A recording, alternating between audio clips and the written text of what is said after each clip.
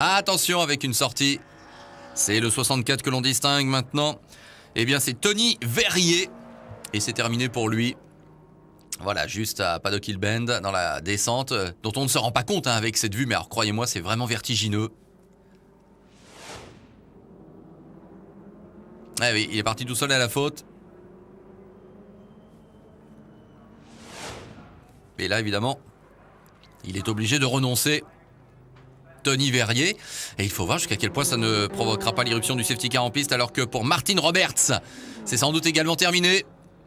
Car il n'y a aucune raison de le pousser pour qu'il reparte. Là, il est quand même bien planté.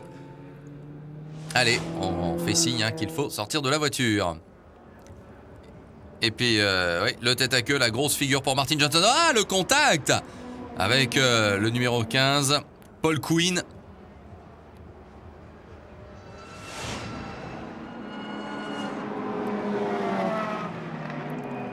Allez, retour en tête avec la bataille pour la deuxième place qui continue, plus belle que jamais. Et non, pas de safety car, mais quand même position limite pour la voiture de Tony Verrier que l'on est en train d'évacuer.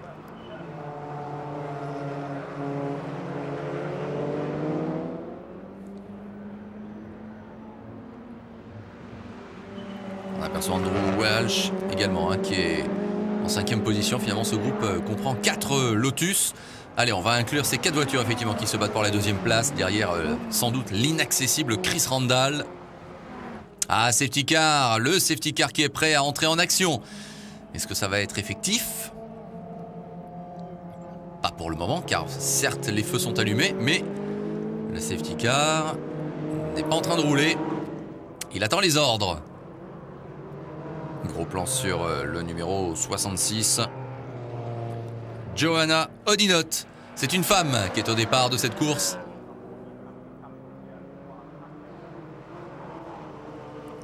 Alors que là, il y a une belle bataille.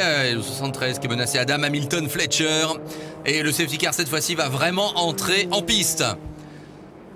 D'ici quelques secondes, la direction de course vient de l'annoncer. Voilà, on va brandir les panneaux SC Safety Car. Course neutralisée donc. Et l'avance de Chris Randall réduite à néant tout d'un coup.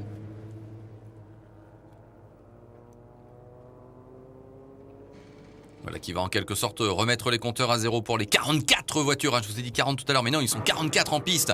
Ils ne seront peut-être pas 44 pour la deuxième course qui se disputera juste après, mais le fait est que un plateau absolument superbe, alors qu'il faut aussi évacuer donc la voiture de Martin Roberts.